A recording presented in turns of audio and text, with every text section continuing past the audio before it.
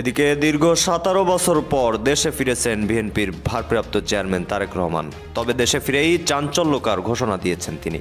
অবশ্যই দৃষ্টি মনে হচ্ছে যে বিএনপির পাকা ধানে কেউ হয়তো মই দেওয়ার জন্য প্রবল বেগে এগিয়ে আসছে এবং পাকা ধানে মই দেওয়ার ফলে বিএনপির এই মুহূর্তে যে সম্ভাবনাগুলো রয়েছে সেই সম্ভাবনাগুলো বিএনপির জন্য হিতে বিপরীত হতে পারে। কিভাবে হিতে বিপরীত হতে পারে এই বিষয়গুলো নিয়ে আলোচনা করব, যেন বিএনপি যারা নেতৃবৃন্দ রয়েছেন তাদের যদি শোনার মতো ধৈর্য থাকে, আগ্রহ থাকে, তাহলে হয়তো আমার এই বক্তব্য থেকে তারা একটা ধারণা পেতে পারেন।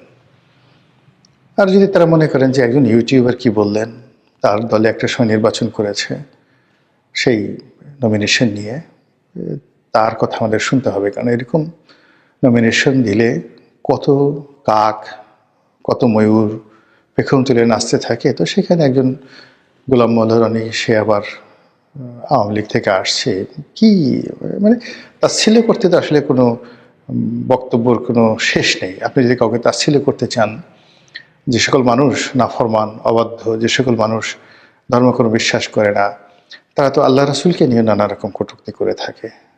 কিন্তু আপনি যদি শিক্ষা নিতে চান, তাহলে প্রকৃতির সব কিছু আপনার শিক্ষক। পিঁপড়া আপনার শিক্ষক, মৌমাছি আপনার শিক্ষক, গাছের পাতা, প্রস্ফুটিত পাতা যে আজকেটি ফুটলো, সে আপনার শিক্ষক। যে পাতাটি বড় হলো, শিক্ষক। এবং জীবন শান হয়ে এসে গাছ থেকে যে পাতাটি ঝরে পড়লো, সেও আপনার শিক্ষক। কাজেই বিশ্বজুড়ে মানে যে শিক্ষার ব্যবস্থা, সেখানে সবাই আপনার শিক্ষক এবং আপনি সবার ছাত্র। এই যে বোধ, এই বোধ যাদের মধ্যে আছে, বিশেষ করে বড় মানুষ যারা আছে, তারা যাকে বলা হয় জীবনে অনেক বড় কিছু করেন। বড় মানুষরা সবার কথা শুনেন। আর আমাদের মধ্যে কিছু মানুষ আছেন, তারা সবসময় কাজের চেয়ে, যাকে বলা হয় এই ধরনের কথাবার্তা বলা, বা মানে নিজের চাইতে অন্যের ঘরে তেল দেওয়া, মানে অন্যের বিষয় নিয়ে কথাবার্তা বলা, এগুলো একটা অভ্যাস। আর এই অভ্যাসের কারণেই গল্প হয়, কবিতা হয়। এই অভ্যাসের কারণেই শিল্প হয়, সাহিত্য হয়, সংস্কৃতি হয়। আদারওয়াইজ আমাদের মতো এরকম বহেমিয়ান, বাউন্ডেলে টাইপের মানুষ, যারা কখনো নিজের স্বার্থ নিয়ে চিন্তা ভাবনা না করে অন্যের স্বার্থ নিয়ে, দেশ নিয়ে, জাতি নিয়ে, অন্যর কিভাবে আছে এগুলো নিয়ে যারা সময় কাটায়, এই যে অভ্যাসের কারণেই দেখা গেল যে আমার জীবনের আমি সিংহভাগ সময়, এই যে এখন যেরকম কাজকর্ম করছি, একেবারে শৈশব যখন, তখন লেখাপড়া বাদ দিয়ে দেখা গেল যে পাশের বাড়ির এক বুড়ি আছে, ভিক্ষা করে সারাদিন, দরিদ্র মানুষ, ঘরের মধ্যে থাকে, অনেক দূর থেকে পানি আনতে হয়। সারাদিন ভিক্ষা করে আসছে, চাল নিয়ে বসে আছে আমাদের গ্রামে, কিন্তু পানি আনার মধ্যে কোনো লোক নাই। গ্রামের মধ্যে যে সকল ভিটা ছিল, আশেপাশে কেউ থাকতো না, সেই বুড়িরা সেখানে গিয়ে থাকতো। তো সেখানে গিয়ে সেই বুড়িকে সাহায্য করে, একটু পানি এনে দেওয়া, উঠে করে দেওয়া, এই কাজগুলো কে করে? আমাদের মতো বাউন্ডারিলে যারা লোক আছে তারা কিন্তু এখনো সেই কাজগুলো করে। তো সেই দিক থেকে এই যে বিএনপিকে নিয়ে এখন কথা বলছি, বিএনপির সঙ্গে আমার এখন কিসের সম্পর্ক? আমি তো সেই একবারই মাত্র ইলেকশন করেছি, কোনোদিন বিএনপির অফিসেও যাইনি। তারপরে বিএনপির কোনো নেতাদের সঙ্গে ওরকম কোনো সম্পর্ক নাই। ওই নির্বাচন করার পরেই মনে হলো যে আমি আর নির্বাচন করব না। 2019 সনে যখন আমি তারেক রহমান সাহেবকে বললাম যে আমি আর নির্বাচন করব না, 19 সনে, তখন তিনি বললেন তাহলে আপনি আসছিলেন কেন? তাই বললাম যে আমি জানি না, আপনারা ডাকছিলেন তাই এসেছি, আমি তো আসিনি, আপনারা ডেকে এনেছিলেন তাই এসেছি, কিন্তু আমার ভালো লাগছে না, নির্বাচন আর আমি আর করব না। তো এটা আসলে মানে বিটুইন মি, আমার সঙ্গে যারা বিএনপির শীর্ষ নেতৃবৃন্দ রয়েছেন তারা এটা বলতে পারবেন, সাক্ষ্য দিতে পারবেন। কিন্তু সাধারণ যারা জনগণ, তারা চিন্তা করবেন যে ও মাই গড, একটা বিএনপির মতো একটা রাজনৈতিক দলের মনোনয়ন, এটা একটা ছেলের হাতের মোয়া নাকি? রনি সাহেবের মতো একজন মানুষ চাইলেই কি নমিনেশন পেতে পারে? চাইলেই কি সে মানে এটা রিফিউজ করতে পারে? তো এরকম কথাবার্তা তো does not matter. First thing হলো যে বিএনপি ভালো করুক, আওয়ামী লীগ ভালো করুক। এই যেমন আমি এখন আওয়ামী লীগ নিয়ে মাঝে মধ্যে ইতিবাচক কথাবার্তা বলি, কিন্তু আওয়ামী লীগ আমাকে যে বাস দিয়েছে, যে সর্বনাশ করেছে, কিন্তু তারপর আমি বলছি যে বাংলাদেশে একটা রাজনৈতিক সমতা থাকুক। আওয়ামী লীগের কারোর সঙ্গে আমার কোনো যোগাযোগ নেই, কোনো কথাবার্তা নেই, কিচ্ছু নেই, কোনো পদ পদবি কখনো ছিল না, শুধু একবার ইলেকশন করেছি। কিন্তু আমি চাই যে রাজনীতি ভালো থাকুক। একটা সময় জামাত নিয়ে খুব কথাবার্তা বলতাম, ইতিবাচক কথাবার্তা বলছিলাম আওয়ামী লীগ জামানাতে, যখন জামাতের নাম কেউ নিত না, এবং জামাতের কারোর সঙ্গে আমার কোনো সম্পর্ক কখনো ছিল না। একবার জামাত খুশি হয়ে বোধহয় একটা জায়নামাজ ঠাইমাজ পাঠানোর চেষ্টা করলো, সেমাই ঠেমাই দেওয়ার চেষ্টা করলো ঈদ উপলক্ষে। আমি এর কাছে ফোন করলাম, বললাম যে না, আমি এমনি আপনাদের পক্ষে কথাবার্তা বলি, কিন্তু আমাকে সেমাই দিলে জায়নামাজ দিলে আমার এই সম্মানটা থাকবে না, আমি এটা করব না। এই ধরনের মানুষ। তো সেই অর্থে আমার কাছে যেটা মনে হচ্ছে যে এই মুহূর্তে সারা বাংলাদেশে যে বিএনপির জোয়ার, এবং প্রথম আলোর মতিউর রহমান থেকে শুরু করে মাহফুজ আনাম, বুদ্ধিজীবীরা যারা সারা জীবন বিএনপিকে বাস দিয়েছে, যারা সারা জীবন তারেক রহমান সাহেবকে ভিলেন বানিয়ে ছেড়েছে, সেই সমস্ত মানুষ যখন এখন বলছে যে তারেক রহমান সাহেব প্রধানমন্ত্রী হবেন এবং আগামীতে তারেক রহমান সাহেবের কাছে তাদের কি দাবি দেওয়া ভবিষ্যৎ প্রধানমন্ত্রীর কাছে, এই কথাগুলো যখন তারা অকপটে বলছেন, তখনই আমি এর মধ্যে অশনির সংকেত দেখতে পাচ্ছি, ভীষণ রকম অশনির সংকেত দেখতে পাচ্ছি। আপনার কেউ যদি কাউকে চাটে, সেটা ভালো লাগার কথা। যে কোনো প্রাণী আপনাকে যদি ধরেন একটা বাজে প্রাণীও চাটে, পিঠ চাটে, একটা সময় আপনি একটু ঘিন ঘিন লাগবে, কিন্তু পিছন দিক থেকে যদি আপনি না তাকান, আপনি কিন্তু এক ধরনের পুলক অনুভব করবেন। সেটা ছাগলও যদি আপনাকে চাটে, ভালো লাগবে। কিন্তু যদি আপনাকে একটা বাঘে চাটে, আপনারা হয়তো জানেন না যে বাঘের জিহ্বা, হয়তো অনেকে জানেন, বাঘের জিহ্বা এতটা ধারালো যে কোনো একটা ওয়াল, মানে কনক্রিট ওয়ালে যদি বাঘ চাটা দেয়, সে কনক্রিট পর্যন্ত উঠে যায়, এত ধারালো। তদ্রূপ একজন জ্ঞানী, একজন গুণী, একজন কুটিল স্বভাবের মানুষ, সে যদি হঠাৎ করে এসে আপনার প্রশংসা শুরু করে, যে কিনা আজীবন আপনাকে সমালোচনা করেছে এবং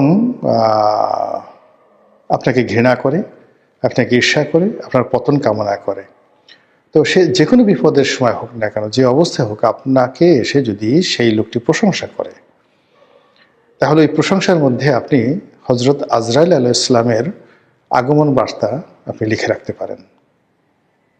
এটা হলো বাস্তবতা।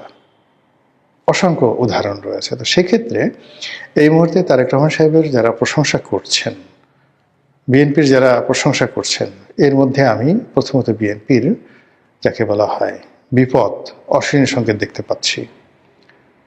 শেখ হাসিনার আশেপাশে অনেক বড় বড় মানুষ, যেমন ডক্টর মুশিউর রহমান এনবিআরের যে চেয়ারম্যান ছিলেন, তারপরে ডক্টর এস.টি. ইমাম, ডক্টর গহর রিজভির মতো মেধাবী মানুষগুলো তাকে স্যার ডাকতেন, মাথা নুয়ে থাকতেন, কথায় কথায় তেল মারতেন। ফলে মানে শেখ হাসিনার কাছে মনে হতো যে এত বড় বড় মানুষ আমাকে এইভাবে সম্মান করে, আর ছাত্রলীগ যুবলীগের একটা সাধারণ কর্মী এসে আমাকে আপা আপা ডাকে, বিভিন্ন রকম মুখে যা আসে তাই বলে, এটা কি ধরনের কথা। ফলে তিনি একটা সময় গণভবনের দরজা তার নেতাকর্মীদের জন্য বন্ধ করে দিয়েছিলেন। এবং আপনারা এখন যেমন তারেক রহমান সাহেবের বিড়াল নিয়ে খুব আলোচনা হচ্ছে, বিড়ালের নাম কি, জিবু, এবং এটা নিয়ে খুব ট্রল হচ্ছে। কি ট্রল হচ্ছে? যে বিড়ালের পাসপোর্ট হচ্ছে, তারপরে বিড়াল কবে আসবে। এখন মানে সেই বিড়ালের জবান অনেকে খুলে ফেলেছে এবং বিড়াল কথা বলছে, মানে এআইয়ের মাধ্যমে বিড়াল কথা বলছে, এবং কথা যে সকল কথাবার্তা বলছে খুবই অবমাননাকর। বিড়াল মানে তারেক রহমান সাহেবের বিড়াল জেবুকে দিয়ে এআইয়ের মাধ্যমে যে সকল কথাবার্তা বলানো হচ্ছে, ওগুলো শুনলে আপনি বুঝতে পারবেন যে সেন্টিমেন্টটা কি। আমি নিজেও দেখেছি যে মানে আমাদের যে এই যে আবেগ, আমি একটা ভিডিও করি, যখন এই মুহূর্তে তারেক রহমান সাহেবকে নিয়ে একটা ভিডিও করি, তো সেটার কিন্তু এই নামটা বা থাম্বনেইলে যখন তারেক রহমান সাহেব থাকেন বা তার একটা প্রশংসা করার চেষ্টা করি, এটা কিন্তু পাবলিক খাচ্ছে না, এই মুহূর্তে খাচ্ছে না। ফলে ভোটের মাঠে কী হবে? অথচ ঠিক ৩-৪ মাস আগেও কিন্তু তারেক রহমান সাহেবের যে কোনো একটা প্রসঙ্গ আসলে, বিএনপির একটা প্রসঙ্গ আসলে, মানুষ সেটাকে গ্রহণ করতো, জাস্ট বিফোর 3 মান্থস। আমার ভিডিওগুলো দেখেন। কিন্তু এখন মানে নানা কারণে বিএনপি, তারেক রহমান সাহেব, জিয়া পরিবার, এদের সম্পর্কে মানুষের আগ্রহটা কোন পর্যায়ে আছে, যারা এই কন্টেন্ট তৈরি করি আমরা এটা হাড়ে হাড়ে টের পাই, কারণ আমাদের সঙ্গে আপনাদের যে ইন্টারাকশনটা এটা একেবারে ডাইরেক্ট। হাজার হাজার কমেন্ট, লাইক, কথাবার্তা, মানে জনগণের দেখা একটা ভিডিও দীর্ঘক্ষণ ধরে দেখে, তারপরে যে ধরনের আমাদের যারা কন্টেন্ট ক্রিয়েট করে আমাদের যে বিজ্ঞাপনগুলো আসে, সেই বিজ্ঞাপনের কোয়ালিটির অনুপুরে কিন্তু আমরা বুঝতে পারি যে কী ধরনের মানুষ এই কথাগুলো শুনছে। যেমন ধরুন, গুলিস্তানের মানুষ যদি আমার ভিডিও দেখে, তাহলে আমার এখানে বিজ্ঞাপন আসবে পচা সাবানের বিজ্ঞাপন। কিন্তু আমার যদি আমেরিকার শিক্ষিত সম্প্রদায় দেখেন, ঢাকা বিশ্ববিদ্যালয়ের টিচাররা দেখেন, তো সেখানে দেখা গেল যে সৌদি গভর্নমেন্টের বিজ্ঞাপন চলে আসবে। তো সেক্ষেত্রে কি হলো যে আমরা যারা এই কন্টেন্ট, আজকে যেমন আমি 5-6 বছর যাবত কন্টেন্ট করি, এই বিষয়গুলো পুরোটা আমি জানি। ফলে এখানে জনগণের মত কোন দিকে যাচ্ছে, জনগণ কোনটা পছন্দ করছে, সেটা কিন্তু আমরা বুঝতে পারি, রিড করতে পারি। এবং সেই দিক থেকে তারেক রহমান সাহেব এবং বিএনপির জন্য এই সময়টি তারা মনে করছে ভালো, কিন্তু আমরা যারা বাইরে থেকে দেখছি আমাদের কাছে মনে হচ্ছে সব কিছু এলোমেলো হয়ে গেছে। যেমন ধরুন, এখন সেই তারেক রহমান সাহেব আসলেন, বিরাট সংবর্ধনা হচ্ছে আগামীকাল 25 তারিখে। তো এখানে দলে দলে লোক গ্রাম থেকে চলে আসছে। এটা দেখে আপনি মানে বিএনপি যারা লোকজন রয়েছেন তারা খুব খুশি যে আমাদের নেতা আসছেন, দীর্ঘদিন গ্রাম থেকে প্রত্যন্ত অঞ্চল থেকে চলে আসছে। মূল ব্যাপারটা হলো, আপনার অবাক হয়ে যাবেন, আমাদের বাড়ির পাশে আটরশি পীর সাহেবের বাড়ি। তো বছরে যাকে বলা হয় ওনার একটা ওরস মোবারক হয়, ছোটকাল থেকে আমরা দেখে আসছি। মানে 1 কোটি লোক সেই ওরসে যায়, 1 কোটি। আবার বলছি, আটরশি হুজুরের বাড়িতে 3 দিন বা 4 দিন বসে যে বাৎসরিক উরস হয়, 1 কোটি লোক সেখানে উপস্থিত হয়। এর বেশিরভাগ লোক ওখানে যাওয়ার পরে তারা ওই যে এতগুলো মানুষ একসাথে হয়েছে এটার মধ্যে আনন্দ পায়। আমরা যেমন গ্রামবাসী লোকজন সমস্ত কাজকর্ম বাদ দিয়ে ওই 3 দিন খালি ওই বাড়িতে থাকি। মানে পুরো সদরপুর উপজেলার যত লোকজন আছে বেশিরভাগ মানুষ এই সময়টাতে 1 দিনের জন্য 2 দিনের জন্য সেখানে যায়। প্লাস ওখানে ওই যে ডাল ভাত, গরুর মাংস, এগুলো একবেলা খাওয়ার জন্য মানুষ পাগল হয়ে যায়। মানে একটু লাইনে বসার জন্য ছোটোকালে পাগল হয়ে যায়। এর কারণ হলো এই ধরনের যে লোকজন বেশি হলে ভালো লাগে। এই যে বড় একটা মাহফিল হয়, বড় একটা যাত্রা গান হয়, বড় একটা সভা সমাবেশ হয়, এর 80% লোক, 80% লোক সেখানে যায় আউট অফ কিউরিসিটি, কৌতূহলবশত। তো এই যে তারেক রহমান সাহেব আসছেন, এখানে দেখবেন যে উপস্থিতি, যে ভিড় ভাট্টা বা যে সমস্ত কর্মকাণ্ড, এর 80% হলো আউট অফ কিউরিসিটি, যেটি 25 তারিখের পরে থাকবে না। আপনি 26 তারিখ থেকে ডিসেম্বর মাসের 26-27 তারিখ, মানে আপনি যে কিউরিসিটিটা 300 ফিটে দেখবেন, এটি উনি যখন ঢাকা বিশ্ববিদ্যালয়ে যাবেন এটা আপনি দেখবেন না।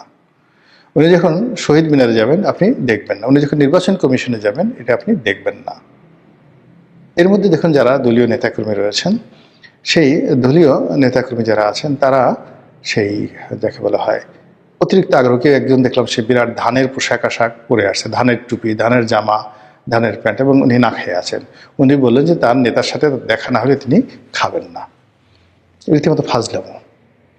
মানে যখনই দেখবেন যে একটা অতিরিক্ত, মানে কেউ আনুগত্য দেখায়, বেশি কথাবার্তা বলে, দালালি করে, তেল মারে, সেই তেল মারার কারণে সর্বনাশ ঘটে যায়। তো এখন তারেক রহমান সাহেবকে নিয়ে বিএনপিতে যা হচ্ছে, বা বিএনপিকে নিয়ে রাজনৈতিক অঙ্গনে যা হচ্ছে, এবং এই যে একটা তারেক রহমানের জ্বর, এইভাবে যদি তারেক রহমানের এই ঝড় এবং জ্বর রাজনীতিতে, এটা 1 সপ্তাহ যদি বিএনপি খালি এই দিকে দৃষ্টি নিবন্ধন করে, অন্যদিকে বিএনপি রাজনীতি ভেঙে চুরে খান খান হয়ে যাবে।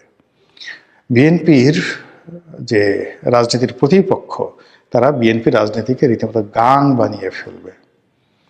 ইতিমধ্যে যে ঘটনাগুলো ঘটেছে, যারা মনোনয়ন পায়নি, বিএনপি যারা মনোনয়ন পেয়েছে এবং যারা এই তারেক রহমান সাহেবকে নিয়ে ব্যস্ত, তাদের অজান্তে যারা মনোনয়ন পায়নি তারা তাদের নির্বাচনী এলাকা গুছিয়ে ফেলবে। সবাই যখন ঢাকা আসছে তারা তখন নির্বাচনী এলাকাতে কাজ শুরু করে দিয়েছে বিদ্রোহী পক্ষ। এবং অনেক যারা মনোনয়ন পায়নি, অনেকের হয়তো বয়স 60 বছর, 58 বছর, তারা মনে করছেন জীবনের এটাই শেষ নির্বাচন, ডাজ নট ম্যাটার, এমপি তাকে হতেই হবে। আবার অনেকে মনে করছেন এমপি হই বা না হই একটু দেখাই দেবো যে আমি আসলে কতটা গুরুত্বপূর্ণ। এই জেদ, মানে একটা দলের জন্য যদি 10 বছর, 15 বছর, 20 বছর সে শ্রম দেয়, আর সেই শ্রমের মূল্য না পেয়ে এই সময়টিতে সে নানা রকম নীতি নৈতিকতার কথা শুনে, নানা রকম অ্যাডভাইস শুনেন, এটা যে শুনে সে বুঝে কতটা কষ্ট।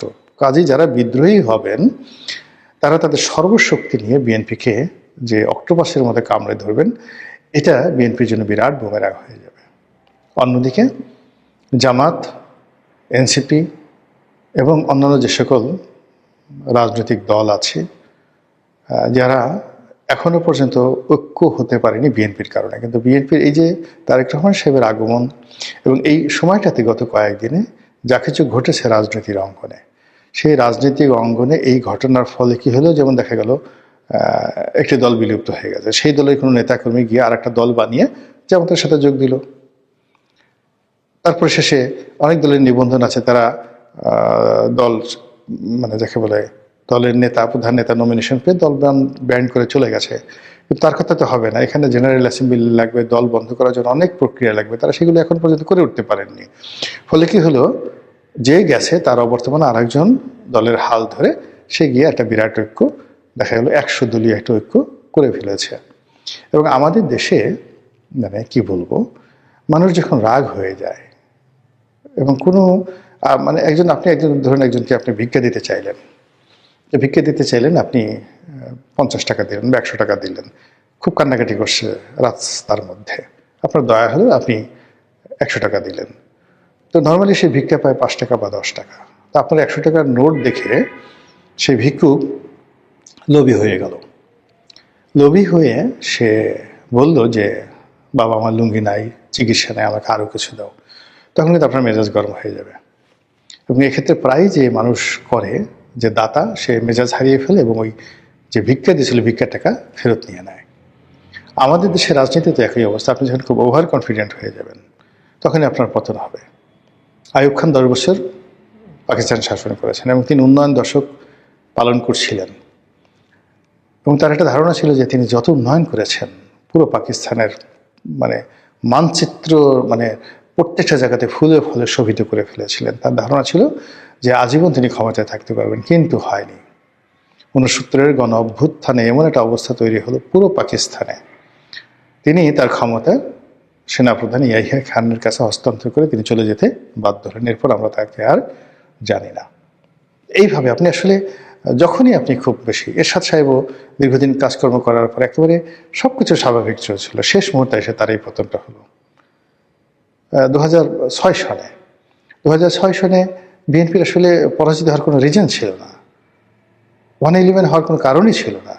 কিন্তু অলনে ছাড়েন, বিএনপি যখন ওভার কনফিডেন্ট হয়ে গেল তখন তো এই ঘটনাগুলো ঘটে গিয়েছিল। ঠিক একই অবস্থাতে 1991 সালে রাজনীতির যত জরিপ সেটা ছিল আওয়ামী লীগের পক্ষে, এবং শেখ হাসিনা আওয়ামী লীগ ধরে নিয়েছিল যে তারা পাওয়ারে আসছে, আর বিএনপির আসলে কোনো প্রস্তুতিই ছিল না, তারা যে ক্ষমতায় আসবে এই ধরনের কোনো প্রস্তুতি ছিল না। 91 সালে বিএনপির মনোনয়ন দেওয়ার মতো অনেক জায়গাতে যোগ্য প্রার্থী তাদের ছিল না, কিন্তু নিয়তি তাদেরকে ক্ষমতা নিয়ে এলো। এইবার যেটা হচ্ছে, চারিদিকে একটা রব পড়ে গেছে, বিএনপি ক্ষমতায় আসবে শতভাগ, সবাই সে কথা বলছে।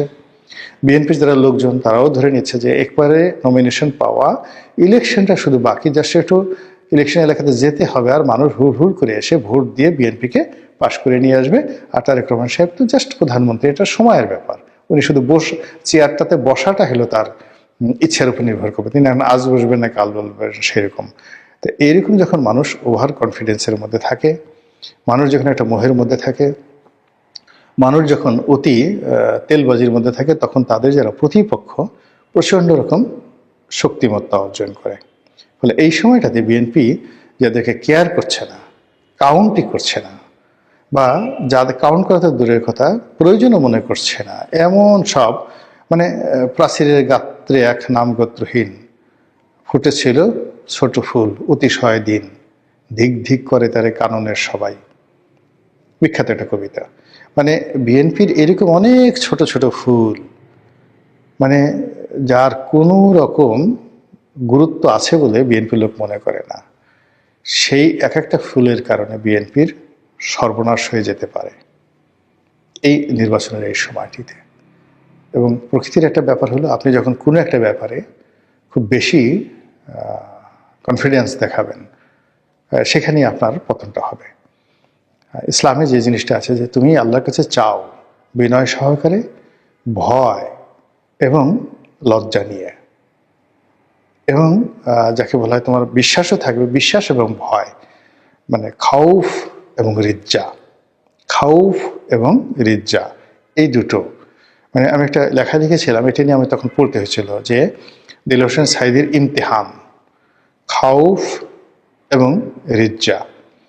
তো এই খাউফ এবং রিজ্জা এই দুটো জিনিসের সমন্বয় যখন মানুষ করতে না পারে, তখন একেবারে আপনার সামনে যখন একটা খাবার আসবে আপনি মুখে দিবেন, ঠিক সেই জিনিসটা আপনার সামনে থেকে চলে যায়। আর এই কারণেই পাকা ধানে মই দেওয়ার প্রসঙ্গটি আসছে, মানে একেবারে রেডি হয়ে আছে, ফসল তুলবেন আর খাবেন, ঠিক এই সম্ভাবনাটাও শেষ মুহূর্তে নষ্ট হয়ে যায়। তো এই যে বিএনপির যে পাকা ধান, সেই পাকা ধানটি তারা কিভাবে সংরক্ষণ করবে, কিভাবে ঘরে তুলবে, এবং সেই ধান দ্বারা কিভাবে তাদের যে প্রয়োজন সেটা মেটাবে, আশা করি বিএনপি যারা নেতৃবৃন্দ সেটা আমার চেয়ে ভালো বোঝেন।